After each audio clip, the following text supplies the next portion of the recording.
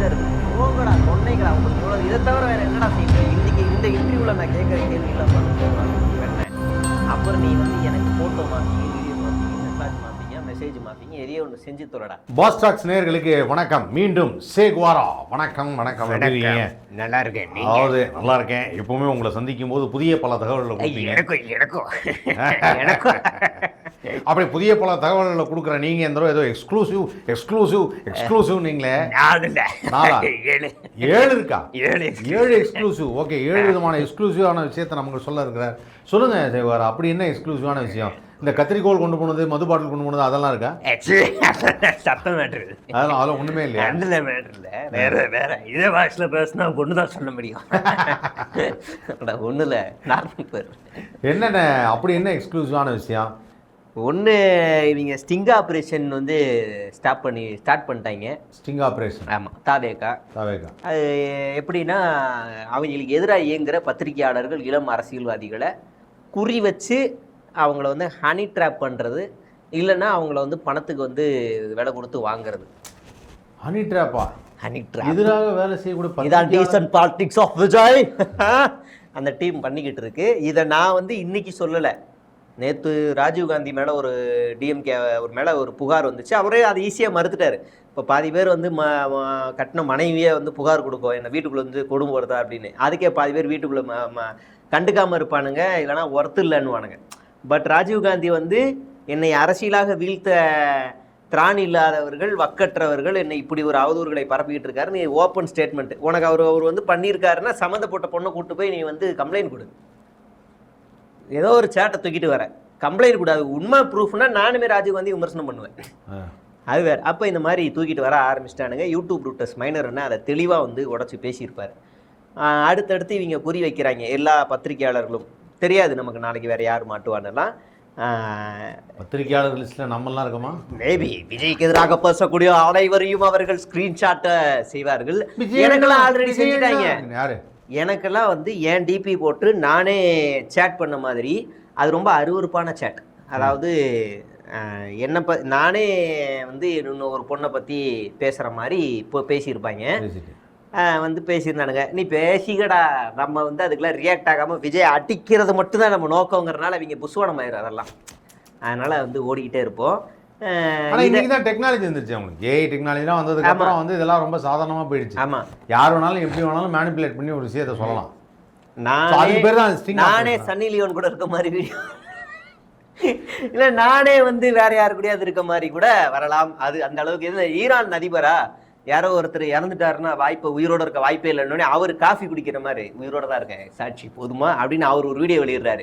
உடனே இவங்க எல்லாரும் அது கிராக் அப்படின்னு போடுறானுங்க. கண்ணெல்லாம் சிமெண்ட்லாம் காட்டுறாரு, என்ன அது அப்படின்னு. அந்த மாதிரி வந்து டெவலப் ஆகிட்டு இருக்கனால இவங்க அதை யூஸ் பண்ணிக்கிறானுங்க. நான் இது இன்னைக்கு சொல்லலை. இன்னைக்கு மாதம் வந்து ஏப்ரலா மார்ச்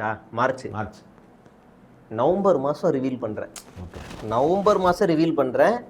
அப்புறம் மறுபடியும் ஜானில் மறுபடியும் அதை ரிவீல் பண்ணுறேன். இப்போ மறுபடியும் அது நடக்க ஆரம்பிச்சிருக்கு. நான் தெளிவாக சொன்னேன், அது என்னைக்கு எப்போ ரிலீஸ் ஆகும்னா, ஜெயநாயகன் படம் ரிலீஸ் ஆகி அடுத்த 15-20 நாளில் இந்த ஸ்டிங் ஆப்ரேஷன் பண்ண போகிறாங்கன்னு.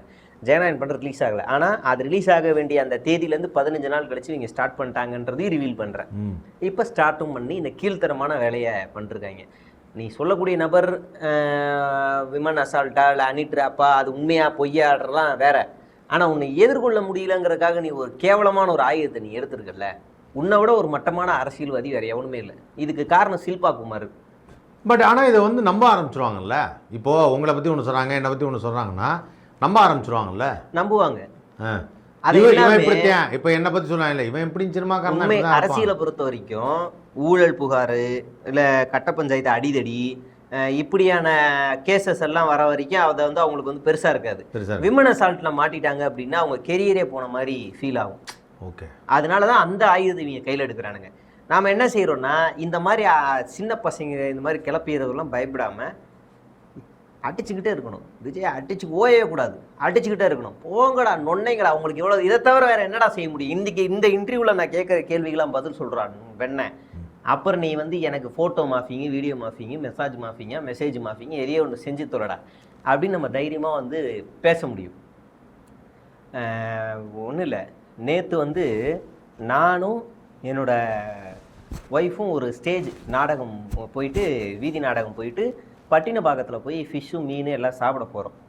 அப்போ நம்ம எதிரில் வந்து ஒரு தோழர் வந்து உட்கார்றாரு. அவர் வந்து ஒரு பொண்ணு கூட வந்து உட்கார்றாரு. அவங்க 2 பேரும் ஃபர்ஸ்ட் கேட்குற கேள்வி என்னன்னா, இப்போ அவர் எனக்கு எதிராக செயல்படுறவர் வேற. அவங்க கேட்குற கேள்வி, நீங்கள் 2 பேரும் டேட்டிங் வந்துருக்கீங்கன்னு நினைக்கிறேன், நான் வேணா அப்படி போயிடுறேன் அப்படின்னு. அது அந்த மாதிரி பார்க்குற பார்வையே வேற மாதிரி ஆகுதுல்ல. நாங்கள் அதுக்கப்புறம் பேசுகிறோம், ஐயோ நீ அப்படிலாம் இல்லையா அப்படின்ட்டு நாங்கள் பேசிடுறோம். அப்புறமா தான் உங்களுக்கு புரியுது. அப்போ எங்களுக்கு விளக்கம் கொடுக்க வேண்டிய இடத்துல விளக்கம் கொடுத்தா டேட்டிங் வந்துருக்கீங்க அப்படி கேட்குறாங்க. விளக்கம் கொடுக்க வேண்டிய இடத்துல விளக்கம் கொடுத்தா போதும், நம்ம பாட்டுக்கு கிளம்பி போயிட்டே இருப்போம். நம்ம வேலையை தொடர்ந்து செஞ்சுக்கிட்டே இருக்கணும். அதுக்கு வந்து உண்மையிலேயே ஒரு புகார் வந்து, அதாவது சரியில்லைன்னு சொல்லி இப்போ இவ்வளவு நாளா விஜயோடைய கூட இருக்கிறவங்கலாம் தவறான அட்வைஸ் கொடுக்குறாங்க அப்படிங்கிறத சொல்லிக்கிட்டே இருக்கிறோம். அவர் வந்து இந்த மாதிரி சரியா எழுதி கொடுக்க மாட்டேங்கிறாங்கன்னு சொல்லிட்டு இருக்கிறோம். இதுல ஏன் நம்ம மேலே எப்படி கோவப்படுறாங்க? ஆமா, நீ எங்க தலைவர் சரியில்லைன்னு சொல்லக்கூடாது. ஓகே, ஆனால் இப்போ உண்மையிலேயே ஒரு பெண் அந்த நபர் மீது புகார் கொடுக்குறாங்க அப்படின்னா, அந்த பெண்ணே அந்த புகாரை சொல்லும் பட்சத்தில் அதில் உண்மை இருக்குமா அப்படின்னு அந்த பொன் பக்கம் தான் நம்ம நிற்கணும். பாதிக்கப்பட்ட பெண், அது உண்மையோ போய் அந்த பெண் பாதிக்கப்பட்டிருக்கு. ஒரு பெண் முதல்ல வெளியில் வரதே பெரிய விஷயம். அப்படி அந்த பெண் புகார் கொடுக்குன்னா நிச்சயமாக அந்த பெண் பக்கத்தில் நின்று அதை பார்த்து அதுக்கப்புறமா அதில் என்ன நடந்திருக்குன்றத நம்ம வந்து சட்ட ரீதியாக அதை அணுகணும். அதுதான் நியாயம். என்ன பண்ணிருக்காங்க யாரு இவரு? நம்ம ராஜீவ்காந்தி கேஸ். அது ஃபேக். அது ஆனா யூடியூப் ரூட்டஸ் மைனரான உடைச்சு பேசிட்டாரு. அது இல்ல ஃபேக்குன்னு உடைச்சு பேசிட்டாரு. அவரு ஸ்டேட்மெண்ட் கொடுத்துட்டாரு. சம்பந்தப்பட்ட அந்த பெண் வந்து காவல் நிலையம் போய் தகுந்த புகாரா காவல் நிலையத்தில் கொடுத்து சட்ட ரீதியா அது வரும் பட்சத்துல நாம வந்து நம்ம எடுக்கிற ஸ்டாண்ட் இருக்கு. ஓகே, நீங்க தப்பு பண்ணிருக்கீங்க அப்படின்னு பேசலாம். இவர் அந்த பெண்ணுகிட்ட பேசினாரு அப்படிங்கிறத எவனோ ஒரு ஃபேக் ஐடி ரிலீஸ் பண்றான். ராஜீவ்காந்தி விஷயத்துல எவனோ ஒரு ஃபேக் ஐடி ரிலீஸ் பண்ணிட்டு அவனே என்ன பண்றான்னா, இது ஃபேக்கு, நான் இதை தெரியாம போஸ்ட் பண்ணிட்டேன், அவனே டெலீட்டும் பண்றான். ஆனா அவன் பரப்பி விட்டது இங்க பரவுது. இந்த கேவலமான அரசியலை பண்றது விஜய். இதுக்கு பேர் ஸ்ட்ரிங் ஆபரேஷன். இதுக்கு பேரு வெரி நைஸ். அரசியலை எதிர்கொள்ள தெரியாதவனுங்களாம் மாற்றம்னு சொல்லிட்டு இந்த சமூகத்துல வந்து வேலை செஞ்சுக்கிட்டு. ஆமா, ஒரு இதுல வந்து பெண்கள் விஷயத்துல தவறா சொன்னாங்கன்னா அப்புறம் அது தகுந்த மாதிரி நம்பிடுவாங்கல்ல. நம்ம சென்டிமெண்டான ஊர்ல டப்பு நம்பிடுவாங்கல்ல. அதனால வந்து நியாயமா நீ இவ்வளவு பேசுற, நீ விஜய் தாண்டா உன் குடும்ப விஷயத்துல விளக்கம் கொடுத்துருக்கணும். அந்த ஆள் ஒர்த்து இல்லைன்னு சொல்லிட்டு போறான். அந்த ஆள் நீங்க உட்காரவே விடக்கூடாது. அப்படி பார்க்க வேண்டியிருக்கு. இல்ல கடைசியா அந்த ஸ்டிங் ஆபரேஷன் அங்கேயே பண்ணுவாங்க. அங்கேயே பண்ணிட்டு மாட்டிப்பானுங்க. யாருக்குடா பண்றீங்க? ஆமா, அந்த மாதிரி ஒரு நாகரிகமான ஒரு அரசியலையே கீழ்த்தரமான ஒரு அரசியலா மாத்திட்டு இருக்காரு விஜய். அது ஒரு பக்கம் நடக்குது. அடுத்த இவங்க யாரை குறி வச்சிருக்காங்கன்னு தெரில. முக்கியமான பத்திரிகையாளர்லாம் விலை கொடுத்து வாங்கிட்டாங்க. ஈக்காடு தாங்கல் பக்கத்தில் ஒரு பெரிய சேனல் இருக்குது. அந்த சேனலில் நடிகர் பெயர் கொண்ட ஒரு பத்திரிகையாளர், அது யோகி பாபுவா சந்தானமா ஏதோ ஒரு பேர், எனக்கு பேர் தெரில. அது அவர் வந்து இந்த 24/7 இயங்குற ஒரு சேனலுக்கு போன வாரம் போயிட்டு வந்திருக்காரு. நான் தாவேகா பீட்டு தான் பார்ப்பேன்னு அடம் பிடிச்சிருக்காரு. இங்கே அந்த ஈக்காடு தாங்கல் பாலத்துக்கிட்ட இருக்க அந்த சேனலில் வேலை பார்க்கும்போது, நீ தாவேகா பீட்டு இனிமேல் பார்க்கக்கூடாது, தாவேகா பீட்டை நீ தயவு செய்து நிறுத்து, இது 4வது எக்ஸ்க்ளூசிவ். உங்களுக்கு சொல்றதுக்கு 4வது எக்ஸ்க்ளூசிவ். முதல் எக்ஸ்க்ளூசிவ் அத சொல்லிட்டேன். லைனா வரும்போது திடீர்னு இருங்க, 2வது எக்ஸ்க்ளூசிவ் 1 எக்ஸ்க்ளூசிவ் 2 அப்படின்னு சொல்றேன். சரி, நான் அப்படியே சொல்லிட்டேன். சரி, எக்ஸ்க்ளூசிவ் ராஜீவ்காந்தி, அப்புறம் ஸ்டிங் ஆபரேஷன் 2 இப்ப 3வது கணக்குலாம் ஒரு மாதிரி. அவர் வந்து தாவேகா பீட்டு தான் பார்ப்பேன், தாவேகாவோட கொள்கை பரப்பு செயலாளர், தாவேகா வளர்த்து விட்டது நான் தான். இந்த ஈக்காடு தாங்கல் இந்த இருக்குல்ல கிண்டிக்கு இந்த பக்கம் அசோக் நகர், அங்க இருக்க சேனல்ல ஒரு அடம் பிடிச்சிருக்காரு. அங்க இருந்த அந்த ஹெட் புதிய சேனல்ல அங்க இருக்க அந்த ஹெட் இல்ல, புதிய சேனல்ல ஈக்காடு தாங்கல் இருக்கிறது பழைய சேனல். பழைய சேனல் தான் அது, பழைய பரம்பரை. இது தெரியல, அது வந்து ஏக வாய்ப்பு பண்றீங்க. அந்த சேனலோட ஹெட் என்ன சொல்லிட்டாருன்னா, தாவேகா பீட்டு பாக்குறவன் ரத்தங்கக்கி செத்தாலும் பரவாயில்ல, ஜுரம் வந்து வீட்டுல படுத்தாலும் பரவாயில்ல, அவன் வேலையை விட்டு நின்னாலும் பரவாயில்ல, நீ மட்டும் தாவேகா பீட்டு பார்க்க கூடாதுன்னு அவர் ஓரம் கட்டிட்டாரு. அதனால அந்த விரக்தியில அவர் வந்து மன உளைச்சல்ல இருந்தாரு. சரி, நீ மன உளைச்சல்ல இருக்குன்னு சொல்லி அவருக்கு ப்ரொமோஷன் கொடுத்தாங்க, ஆனா இன்க்ரிமெண்ட் கொடுக்கல. அது இன்னும் அவருக்கு மன உளைச்சல் அதிகமாக்கி இருக்கு. அதனால அவர் என்ன செஞ்சிருக்காருன்னா, அங்கிருந்து கிளம்பி போய் அந்த 24/7 அப்படின்னு ஒரு சேனல் ரன் ஆகுது. அந்த சேனல்ல போய் அவர் வந்து அடி போட்டு வந்திருக்காரு. நான் வரட்டுமா, நான் வந்து தாவேகா பீட்டு தான் பார்ப்பேன் அப்படின்னு சொல்லி பேச்சு போட்டு வந்திருக்கிறதா ஒரு தகவல் வெளியே இருக்கு. ஓகேவா? அது 2 சேனல் பேரை சொல்ல முடியாது, ஏன்னா அதில் உள்ள வேலை செய்கிறவங்களாம் என்னை எல்லா இடத்துலையும் ஃபாலோ பண்ணுறாங்க, நானும் அவங்கள ஃபாலோ பண்ணுறேன். என்னடா மியூச்சுவலில் இருக்கேன், நீ தான் அவனுக்கு தகவல் கொடுக்குறேன்னு அவங்கள போட்டு நோண்டிடுவாங்க. பாவம், அவங்களாம் சம்பளத்துக்கு வேலை செய்கிறாங்க. அதனால் அப்படி சொல்ல முடியல. எக்ஸ்க்ளூசிவ் முடிஞ்சிருச்சா? ஸோ எக்ஸ்க்ளூசிவ் 3 முடிஞ்சிருச்சு. அடுத்த 4வது எக்ஸ்க்ளூசிவ் என்ன அப்படின்னா, என்ன ஒரு ஆர்வம், இந்த பழைய பிரச்சனை எல்லாத்தையும் ஒன்றா சேர்த்து தமிழ்நாட்டில் 8 கோடி பேர் இருக்காங்க. இந்த 4 வருஷத்துல எங்கெங்கெல்லாம் பிரச்சனைகள் அடிதடி இந்த மாதிரிலாம் அங்கங்கெல்லாம் நடந்திருக்கும், அங்கங்க நடக்கிறது எல்லாத்தையும் வீடியோ மறுபடியும் டவுன்லோட் பண்ணி இந்த 1 மாதம் அதை ட்விட்டர், இன்ஸ்டா, ஃபேஸ்புக் எல்லாத்துலேயும் போஸ்ட் பண்ணி ஒரு பதட்டமான ஒரு சூழலை உருவாக்குறதுக்காக, நாயகன் படத்தில் கடைசியாக வந்து ஒரு வாழ்ந்த காலகட்டங்கள் அந்த மாதிரி ஒரு பதட்டமான ஒரு சூழலை உருவாக்குறதுக்காக ஷில்பா குமார் என்கிற ஆதோ அர்ஜுனா அவருடைய டீம் வந்து இப்போ இறங்கியிருக்கு. மதுபாட்டில் குமார். ஆமாம். பழைய வீடியோஸ் எங்கெல்லாம் அங்கே ஒரு சட்ட ஒழுங்கு பிரச்சனை நடந்திருக்கும், தனிப்பட்ட பிரச்சனையாக இருந்திருக்கும், இங்கே ஒரு பிரச்சனை நடந்திருக்கும், இது எல்லாத்தையும் கலெக்ட் பண்ணி இந்த 1 மாதத்தில் ஒரு நாளைக்கு ஒரு 20 வீடியோ போஸ்ட் பண்ணால் என்ன ஆகும்? தமிழ்நாடு மக்கள் அந்த சோஷியல் மீடியா யூஸ் பண்ணுறவங்களுடைய மனநிலை என்ன, என்ன அதில் ஒன்றுமே இல்லை, தமிழ்நாட்டை பாருங்கள் அப்படின்னு ஒரு டைட்டில் வச்சா போதும். தமிழ்நாட்டை பாருங்கள், ஐயோ தமிழ்நாட்டுக்கு வந்த சோதனை, இப்படி ஒரு 4-5 டைட்டில் பதற மாதிரியான ஒரு டைட்டில் வச்சுட்டா அப்படியே ஒரு இதுவாயிரும் அப்படின்னு ஒரு நெரேட்டிவை செட் பண்ணுறதுக்காக இந்த ஷில்பா குமார் கம்பெனி சில்பான ஒரு வேலையை தமிழ்நாட்டில் நடந்த சம்பவங்கள். இது தேவைப்பட்ட கொடூரமான சம்பவங்கள் உங்களுக்கு வேணும் அப்படின்னா கடந்த அதிமுக ஆட்சியில் சம்பவத்தை எடுத்துருவானுங்க. தேவைப்பட்டா சாத்தான்குளமே இப்ப நடந்துச்சு போன மாசம்ன்றவாங்க. அப்படி பல சம்பவங்களை தூக்கிட்டு வந்து போடுறதுக்கு 10 வருஷம் அதிமுக நடந்த 10 வருஷத்துல நடந்த பிரச்சனையும் தூக்கிட்டு வாங்க, அதையும் போடுங்க, ஃபேக் ஐடியை கிரியேட் பண்ணி அதுல இருந்தும் போடுங்க அப்படின்னு நரேட்டிவ் செட் பண்ணப்பட்டிருக்கு. முடிஞ்சா ஆந்திரா, கர்நாடகா, தெலுங்கானா, கேரளாவில் நடக்கிற குற்ற சம்பவங்களை கூட இது தமிழ்நாடுன்னு போடுங்க. ஓகே, இப்போ இது எல்லாமே வந்து இந்த எலெக்ஷனை நோக்கி தான். ஆமா, இது தமிழ்நாட்டில் தான் நடக்குதுன்னு போடுங்க அப்படின்னா இதை ஸ்டார்ட் பண்ணி 1 வீக் ஆகுது. போன வாரம் இலங்கையில் ஒரு ஹோட்டலில் பட்டாக்கத்தியோட 4-5 பேர் டான்ஸ் ஆடி இருக்கான். அது தமிழ்நாட்டில் நடக்குதுன்னு ஒருத்தன் 10 வச்சிட்டான். நீங்கள் இலங்கையோட அட்மாஸ்பியரும் தமிழ்நாட்டோட அட்மாஸ்பியரும் கிட்டத்தட்ட ஒரே மாதிரி இருக்கும். கேரளாவோட வீடியோ பார்த்தேன், ஸ்கூல்ல வந்து கிளாஸ் ரூம்ல வந்து குழந்தைங்கலாம் அடிச்சு பெஞ்சிங், அது ஆந்திரா மாதிரி. அது ஆந்திரா. அது வந்து பழைய வீடியோ டிஎன் ஃபேக்ட் செக் வந்து போட்டுருச்சு. அது இப்ப நடக்குது 5-10 வருஷத்துக்கு அதாவது ஸ்கூல்ல பெஞ்சிங் இதெல்லாம் போட்டு பசங்க பொண்ணுங்களும் இருந்து. ஆமா, அந்த வீடியோ எப்போ வந்தது? ரொம்ப பழசு. இந்த ஆட்சியில் நடக்கல. டிஎன் எனக்கு சரியா ஞாபகம், போன ஆட்சியில் நடந்த அந்த வீடியோ போன ஊர்ல நடந்தது. அதாவது சமீபத்தில் கூட ஒரு செலிபிரிட்டி ஒருத்தர் போட்டிருந்தாருங்க, ஒரு டெலிவிஷன் செலிபிரிட்டி, கிளாஸ் ரூம்ல வந்து அடிச்சு உடச்சு எல்லாத்தையும் நிமித்துறாங்க, இப்படியெல்லாம் இருந்தா நம்ம நாடு எங்க போகுது அப்படின்னு சொல்லி பெரிய ஆர்டிகிள் மாதிரியே போட்டிருந்தாப்புல. எல்லாமே பழைய செய்திகளை தூக்கிட்டு வந்து இப்ப நடக்குதுன்னு ஒரு புஷ் பண்ணக்கூடிய வேலை டிஎன் ஃபேக்ட் செக் பண்ணியிருக்காங்க. இந்த இலங்கையில வந்து உணவகத்துல பட்டாக்கத்தியோட 4-5 இளைஞர்கள் வெட்டிக்கிறாங்க, ஆடுறாங்க அப்படின்னு. அது வந்து தமிழ்நாடுல இலங்கையில் நடந்த வீடியோ. அடுத்து ஒரு ஸ்கூல் பொண்ணு வந்து அம்மாவோட மடியில் உட்காந்துருக்க மாதிரி அம்மா கதறி அழுகிற மாதிரி ஒரு வீடியோ பயங்கர வைரல். எல்லாம் பதறாங்க. பார்த்தா அது சித்தரிக்கப்பட்ட வீடியோ. ஃபேக்ட் செக் பண்ணி டேட்டாவோட பேசுகிறாங்க. அடுத்து உடைந்த கண்ணாடின்னு இயக்கப்பட்ட அரசு பேருந்து விபத்தால் நிகழ்ந்ததுன்னு ஒரு ஃபேக் நியூஸ். அது வந்து போட்டு இல்லை அது அப்படி நடக்கலைன்னு சொல்லி அதுக்கு ஒரு ஸ்டேட்மெண்ட் போடுறாங்க, இதனால் நடந்த விபத்து அல்ல அப்படின்னு சொல்லி. அடுத்து அரசு நடுநிலைப்பள்ளி மாணவர்கள் பெயரை வைத்த பள்ளி நிர்வாகம் அப்படின்னு சொல்லி ஒரு ஃபேக் நியூஸு. இப்படி கவர்மெண்ட் ஸ்கூலை குறி வைக்கிறது, கவர்மெண்ட் பசங்களை குறி வைக்கிறது, கவர்மெண்ட் ப்ராடக்ட்ஸை, கவர்மெண்ட்டோட துறையை, அந்த மாதிரியான விஷயங்களில் சட்ட ஒழுங்கு பிரச்சனையை கொண்டு வர்றது, இப்படி பல விஷயங்களை இவனுக்கு வந்து செஞ்சுக்கிட்டு இருக்கானுங்க. ஏதோ பள்ளி ஆசிரியரை தாக்கிய தமிழ்நாடு மாணவர்னு ஒரு செய்தி ஒன்று பரவுது. பார்த்தா அது தமிழ்நாடே இல்லை, ஆந்திரா. அது திராவிடம் இருக்குல்ல உங்களுக்கு, தெலுங்கானா, கர்நாடகா, ஆந்திரா, கேரளா, இதெல்லாம் கிட்டத்தட்ட உங்களுக்கு தெலுங்கு இலங்கையோட பார்டர் உங்களுக்கு நம்ம திராவிடிய கலர் தான் இருக்கும். ஆமாம், திராவிடியன் கலர் தான் இருக்கும். அப்போ எல்லாமே இங்கே தான் நடக்குது, இங்கே அந்த அட்மாஸ்பியரும் அதே மாதிரி இருக்கும். உடனே இவங்களும் நம்பிடுறது, என்ன இங்கே தான் நடக்குது. நான் வந்து சமீபத்தில் இலங்கைக்கு போயிருந்தேன், ஜாப்னாவுக்கு போயிருந்தேன்.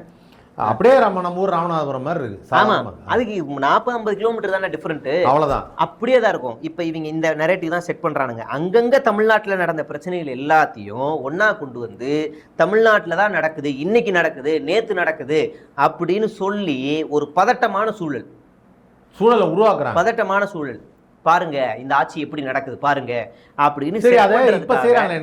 ஏன்னா இந்த ஆட்சி வேணாம். இல்ல நான் இன்னொரு டவுட் என்னன்னா, இப்போ எலெக்ஷன் டேட் அனௌன்ஸ் பண்ணிட்டாங்க ஏப்ரல் 23 இல்லையா?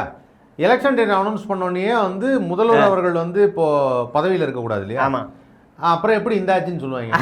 அதெல்லாம் நீங்க யோசிக்கல.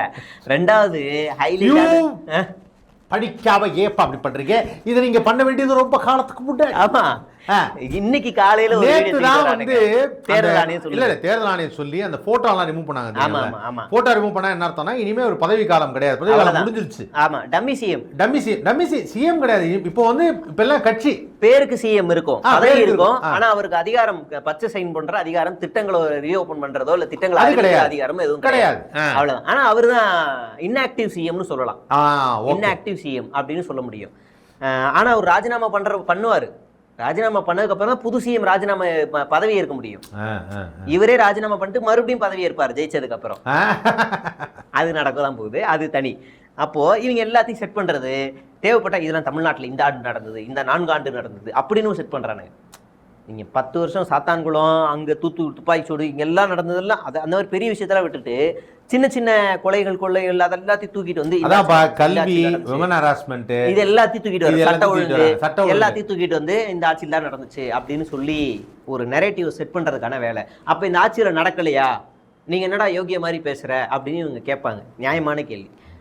ஒரு காவல்துறை அதிகாரி ரொம்ப கிளியரான ஒரு ஸ்டேட்மெண்ட் கொடுக்குறாரு. எஃப்ஐஆர் பதிவுகள் கடந்த ஆண்டை விட இந்த ஆண்டு அதிகரித்து இருக்கிறது அப்படின்னா அவ்வளோ குற்றங்கள் நடக்குதா அப்படின்ற பொருள் இல்லை. மக்கள் குறைய சொல்றதுக்காக காவல் நிலையம் வராங்கன்னா அவர்களுடைய நம்பிக்கையை காப்பாற்றுறதுக்காக உடனே அது புகாராக ஏற்கப்பட்டிருக்கு. எஃப்ஐஆர் போடாம விடல, உன்னை அலக்கடிக்கல, உன்னை வேற மாதிரி ட்ரீட் பண்ணல. போலீஸ் எஃபிஷியன்சிக்கும் போலீஸ் ஆட்டிடியூடுக்கும் வித்தியாசம் இருக்கு. போலீஸ் எஃபிஷியன்சி அவங்க வரும்போதே அவங்கள அணுகி சரி வாங்க நாங்கள் புகார் எடுத்துக்கிறோம், எஃப்ஐஆர் எடுத்துக்கிறோம்னு சொல்லி எஃப்ஐஆர் பதிவு செய்யப்பட்டு குற்றங்களுக்கு தீர்வு காணப்பட்டிருக்கு. கரெக்ட். நம்ம பார்க்குற செய்திகள் விசாரிக்கிறாங்க, அப்படிதான் நம்ம எடுத்துக்க முடியும். நம்ம பார்க்குற சட்ட ஒழுங்குகளுக்கு பின்னாடி அந்த இன்சிடென்ட்டை மட்டும்தான் பார்க்குறமே தவிர அந்த இன்சிடென்ட்டை ஒட்டி காவல்துறையினுடைய நடவடிக்கை என்ன, இந்த அரசாங்கம் அதற்காக என்ன செய்தது. நீங்கள் இந்த விளாத்திக்குளமா அந்த இடத்துலயே கூட உடனடியாக 6 தனிப்படை அமைக்கிறாங்க. ஆட்சியர் வீடு வீடாக போய் விசாரிக்கிறாரு. அப்புறம் போய் போஸ்ட்மார்ட்டம் ரிப்போர்ட்டில் விசாரித்தா சொந்தக்காரங்களே அதுக்கு துணை போயிருக்கிறதா சில விஷயங்கள் வெளியில் கசியுது. இப்படி பல புகார்கள் வருது. இது எல்லாத்துக்கும் காரணம் வேகமான விசாரணை தான். உடனே லூசு பசங்க எப்படி நீ வந்து 41 பேருக்கு அன்டைமில் போஸ்ட்மார்ட்டம் பண்ண, இப்போ என்ன ஒரு பொண்ணுக்கு பண்ணல? டேய், இந்த பொண்ணு மர்டர்ரா, இந்த பொண்ணு சஸ்பெக்ட் மர்டர், எப்படி சொல்றது, மர்மமான கொலை. இது அப்படி இல்லை, இது ஸ்டாம்படு. இதுக்கு உடனே தான்டா செய்யணும். இது மர்மமான கொலைனா எங்கெங்கெல்லாம் காயங்கள் இருக்குன்னு எல்லாம் ஒரு பெரிய ப்ரொசீஜர் இருக்கு. ஆராய்ச்சி பண்ணி இது கூட அப்படியே ரிப்போர்ட் எடுத்தாலும் வெளியிட முடியாது. வெளியிடுறதுல பல சட்ட சிக்கல்கள் இருக்கு. அந்த பெண்ணுக்கு அந்த பெண்ணுடைய குடும்பத்தினருக்குன்னு ஒரு வாழ்க்கை இருக்கு. அவ்வளோ சீக்கிரம் அப்படிலாம் வெளியிட முடியாது. இவனுங்களுக்கு ஒன்றும் இல்லை. இப்போ இந்த கேஸை பற்றி பேசுகிறேங்க, 41க்கு உடனே பண்ணுறான், இது ஒன்றும் பண்ணல. உன் வீட்டில் ஒரு பெண் இப்படி பாதிக்கப்பட்டிருக்கு, அந்த பெண்ணுடைய போஸ்ட்மார்ட்டம் ரிப்போர்ட்டை உடனடியாக தமிழ்நாடு அரசு வெட்ட வெளிச்சமாக அப்படியே வெளியிட்டுச்சுன்னா உன்னுடைய மனநிலை எப்படி இருக்கும்? ரொம்ப தவறாக இருக்கும். எதிர்பார்க்குது அவங்க யாருமே அந்த ஒரு புரிதல் இல்லாம தான் பேசுறாங்க. எந்த இடத்துலயுமே அந்த புரிதல் இல்லை. அதாவது நீங்க சட்ட ஒழுங்கா இருந்தாலும் சரி, இல்ல நார்மலா மக்கள்கிட்ட பேசுறதா இருந்தாலும் சரி, இல்ல மத்தவங்களை எதிர்த்து ஒரு விஷயத்த குரல் கொடுக்கறதா இருந்தாலும் சரி, எங்கேயுமே புரிதல்கள் இல்லாமையே பேசுறாங்க, பேச வைக்கிறாங்க. ரெண்டுமே சொல்றேன். அதான் அப்போ இவனுங்க எல்லாத்துக்கும் வரான். ஒன்னு இதே மாதிரி வட மாநிலத்தில் இருக்கவனுக்கும் தமிழ்நாட்டில் பாதுகாப்பு இல்லைங்கிறான். டேய், இந்தியாவிலேயே அதிக வடமாநிலத்தவர்கள் தமிழ்நாட்டில் தான் சொர்க்கமாக நினைத்து வாழ்ந்துகிட்டு இருக்கிறாங்க. வடமாநிலத்தவர்கள் தன்னுடைய பிள்ளைகளை இங்க இருக்க அரசு பள்ளியில படிக்க வச்சிருக்காங்க. இந்த அரசு பள்ளி, நீ பீகாரி, நீ உத்தரப்பிரதேசம், நீ டெல்லி, நீ குஜராத்தி, உனக்கு இங்க சோறு போட மாட்டேன்னு ஒதுக்கல. நீயும் மாணவன், நீயும் படி. நீ இங்க படிச்சு உன் மாநிலத்துக்காக வேலை பார்த்தாலும் பரவாயில்ல, நீ என்ன நம்பி இங்க வந்திருக்க, உனக்கு நான் சோறு போடுறேன், உனக்கு நான் கல்வி தரேன்னு இந்த அரசாங்கம் கொடுக்குது. எங்கேயோ எவனோ ஒருத்தன் போதையை போட்டு அடிச்சிருக்கான், அதுக்காக நீ இந்த அரசு ஒட்டுமொத்தமா நீ குறை சொல்ற. சரி, உன்னோட கருத்து சுதந்திரம் வரவேற்கிறோம். உடனே அந்த பையன் சம்மந்தப்பட்ட வெட்டின வீடியோவை ட்விட்டர்ல இருந்து நீக்க சொல்றாங்க. திமுக அரசு பயந்துருச்சுங்கிறாங்க. ரொம்ப சிம்பிளான அடுத்த ஒரு கேள்வி கேட்போம். இந்த திருத்தணி அந்த வடமாநிலத்தவர அந்த வெட்டின விவகாரத்தில் ரொம்ப சிம்பிளாக சொல்கிறேன். ஒன்று, நீ அந்த வெட்டினவன் வீட்டு சைடு இருந்து பாரு, இல்ல வெட்டு வாங்கினவன் சைடு இருந்து பாரு, ஏதோ ஒரு சைடு இருந்து பாரு, நடுவில் இருந்து மட்டும் தயவு செய்து பார்க்காத. அப்படி ஒன்று இல்லவே இல்லை. வெட்டினவன் சைடே பாரு.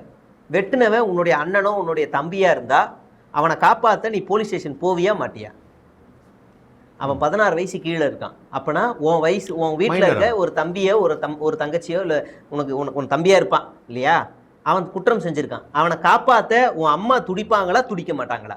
அவன் தெரியாம பண்ணிட்டான் ஐயா, விட்டுருங்க ஐயா, அவன் இனிமே பண்ண மாட்டாயா, நான் ஊரை விட்டே வேலை விட்டு கூட்டு போயிடுறையான்னு எத்தனை பேர் காவல் நிலையத்தில் கதறாங்க. அப்ப அவனுடைய வாழ்க்கையும் இந்த அரசாங்கம் கையில் எடுத்து அவனை ஜெயிலில் போடலை, சிறுவர் சீர்திருத்த பள்ளியில் வச்சு அவனுக்கு படிக்க வைக்குது, அவனை போதையிலேருந்து ரீஹாபிலிட்டேஷன் சென்டர் கூட்டு போய் அவனை போதையிலேருந்து மீட்டுருவாக்கம் செய்யுது. இப்படி ஒரு அரசாங்கம் செய்யுது. அப்படியே வெட்டினவன் சைடு வருவோம். உன் வீட்டில் இருக்கவன் வெட்டு வாங்கியிருக்கான்னு வச்சுக்கோ, நீங்கள் இந்த சைடு பார்த்துட்டேன். உன் வீட்டில் இருக்கவனை ஒருத்தன் 4 பேர் சேர்ந்து வெட்டுறான், அதை பார்த்துக்கிட்டே இருப்பியா? சோசியல் மீடியா அது வைரல் ஆகிக்கிட்டே இருக்குது. உன் பக்கத்தில் இருக்கவன், நீ ட்ரெயினில் போயிட்டு இருக்கே, உன் பக்கத்தில் இருக்கவன் அந்த வீடியோவை பார்த்துக்கிட்டு இருக்கான் வெட்டுறதை, நீ பக்கத்தில் உட்காந்துக்கிட்டு இது என் தம்பி தான், என் அண்ணன் தான் சொல்லுவியா? சொல்ல முடியாது. சொல்லுங்க, மனசு ஒரு மாறும். அப்போது அதை விடுங்க. இல்லைனா உங்கள் வீட்டில் இருக்கிற ஒரு 5 வயசு குழந்தை, 10 வயசு குழந்தை, கர்ப்பிணி பெண்கள், வயசானவங்க அந்த வீடியோவை பார்க்குறாங்க, அவங்களுடைய மனநிலை எப்படி இருக்கும்? இந்த மாதிரி ஒரு கலவரம் செய்யக்கூடிய ஒரு வன்முறையை தூண்டக்கூடிய வீடியோ சமூக வலைதளங்களில் இருந்தால் அது நேரடியாக உன் வீட்டை பாதிக்கும். இந்த அடிப்படை புரிதல் கூட உனக்கு இல்லைன்னா நீ எதுவுமே செய்ய முடியாது. அப்போ இந்த அரசாங்கம் உடனடியாக எக்ஸோடைய மெயின் நிறுவனத்துக்கு எச்சரிக்கை கொடுத்து அந்த வீடியோவை நீக்குது. அது கடமை. அது எந்த அரசாங்கம் இருந்தாலும் ஆமா, ஒரு சோசியல் மீடியா ஒரு பிளாட்ஃபார்ம்ல ஒரு ரூல்ஸ் அண்ட் ரெகுலேஷன்ஸ் வச்சிருக்கான்.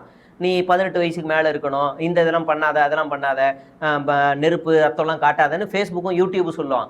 ஆனால் எக்ஸுக்கு எந்த ரெஸ்ட்ரிக்ஷன்ஸும் கிடையாது, என்ன வேணாலும் போடலாம், ஆபாச படங்கள் கூட பதிவிறக்கம் செய்யலாம். அப்போ அவன்கிட்ட நம்ம சட்ட ரீதியாக அணுகிதான் ஆகணும், போய் சொல்லிதான் ஆகணும். நீங்கள் யூடியூபும் ஃபேஸ்புக்கும் டிஃபால்ட்டாக அதை தூக்கிடும், உன் அக்கௌண்ட்டே தூக்கிடும். அவன் அந்த எத்திக்ஸை ஃபாலோ பண்ணுறான், இவனுக்கு இல்லை. அப்போ இது செய்யணும், இவங்களுக்கு இந்த புரிதல் இல்லை. இப்போது நம்ம கம் டு இந்த அரசியல் தேர்தல், இந்த திமுக அரசாங்கத்தின் மீது ஒரு அவப்பெயரை, ஒரு பழிச்சொல்லை கொண்டு வரணும் அப்படிங்கிறதுக்காக இந்த 4-10 வருஷமாக நடந்த எப்பப்பயோ நடந்த விஷயங்கள் எல்லாத்தையுமே மீண்டும் மீண்டும் மீண்டும் மீண்டும் தோண்டி கொண்டு வந்து போட்டுக்கிட்டே இருக்காங்க. இப்போ இவர் வேணாம், நாம் மாற்றாக ஒருத்தர் யோசிப்போம் அப்படின்னு சொல்லி நினைக்கிற மக்கள் அனைவருக்குமே ஒரே ஒரு எச்சரிக்கை, நீங்கள் மாற்றாக நினைக்கிற ஒரு நபர், அவர் மாற்று இல்லை, அவர் ஒரு புரோக்கர், மத்திய அரசாங்கத்தோட ஒரு ஏஜெண்ட். இங்கே வந்தாருன்னா உங்கள் ஒட்டுமொத்த உரிமையும் 2016 2021 மார்ச் வரைக்கும் இந்த தமிழ்நாடு எப்படி நரகத்தில் இருந்துச்சோ அந்த மாதிரி மீண்டும் தமிழ்நாட்டை நரகத்துக்கு கொண்டு போவாங்க. அதுக்கு எந்த கேரண்டியும் இல்லை. நான் ஓப்பனாக சொல்ல முடியும். இல்லை அப்போ இந்த 4 வருஷம் ஆட்சி நல்லா சிறப்பாக இருந்துச்சா அப்படின்னு நான் கேட்டால் என் வாயால் சொல்லலை. மத்திய அரசாங்கத்தோட டேட்டாவை பாருங்கள். கல்வியில், வேலை வாய்ப்பில், வளர்ச்சியில், தொழில்நுட்பத்தில், பாதுகாப்பில் இந்தியாவிலே பாதுகாப்பான நகரம் சென்னை தான், 2வது கோயம்புத்தூர். நான் சொல்லலை, ஒன்றிய அரசாங்கத்தோட டேட்டா சொல்லுது. எல்லாத்துலேயும் வளர்ச்சி அடைஞ்ச ஒரு மாநிலத்தை மீண்டும் இருட்டுக்கு தள்ளக்கூடிய வேலையை தயவு செய்து பண்ணுறவனுங்களுக்கு துணை போயிடாதீங்க. அதுதான் சொல்கிறது. இந்த நரேட்டிவ் தான் இவனுக்கு செட் பண்ணுறானுங்க. இந்த 1 மாதம் நம்மளுடைய வேலை இவங்க நரேட்டிவ் எல்லாத்தையும் உடைக்குது. அதுக்காக நீ என்ன அணிட்ரா பண்ணு, என்ன வேணாலும் பண்ணிக்க, அதை பற்றி எனக்கு கவலையே இல்லை, அடிக்கிறதா நம்ம வந்து முடிவு பண்ணியாச்சு. ஆக மொத்தம் இந்த ஆப்ரேஷன் தொடரும். ஆமாம் இல்லை, ஆனால் ஆப்ரேஷன் ஆரம்பிச்ச நேரம் தான் தப்பாக இருக்குது. நேரம் தான் தப்பாக இருக்குது. நம்மள மாதிரி ஆரம்பித்த நேரத்தில் எலெக்ஷன் டேட் அனௌன்ஸ் பண்ணிட்டேன். நம்மளை மாதிரியான ஆளுங்க இருக்கிற போது இவங்களை வந்து அடிக்கிறது தான், இறங்கி அடிக்கிற எந்த மாற்று கருத்தும் இல்லை. தவறுன்னு எடுத்து சொல்றது தான் ஒரு என்ன சொல்றது, சராசரி இந்தியனுடைய கடமை. ஆமாம் ஆமாம், அது அப்பதான் அடுத்து வர்றவங்களுக்கு அது புரியும். ஆமாம், இது நம்ம தவறுன்னு சொல்றதுனால நமக்கு மட்டுமே நல்லதா நடக்க போறது கிடையாது. ஆமாம்,